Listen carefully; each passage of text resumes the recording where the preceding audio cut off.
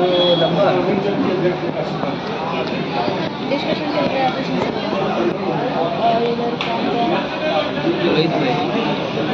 क्या है यार, तू भी कच्चा बादाम रेहान भाई अपना है, कच्चा बादाम तो मिल जाएगा। कैमरा यहाँ पर रखा हुआ है। क्या चाह रहे हैं आप लोग, क्यों ऐसा कर रहे हैं, अच्छा क्यों बना रहे हैं?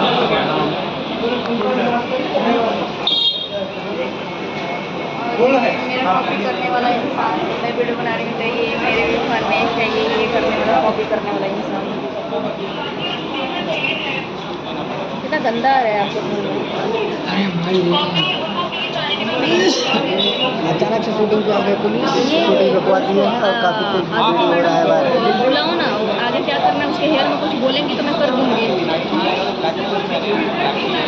प्रिया कहाँ है? प्रिया कहाँ है? आ रही है हाँ? सामने ये सामने अपनी हीरोइन आ रही है।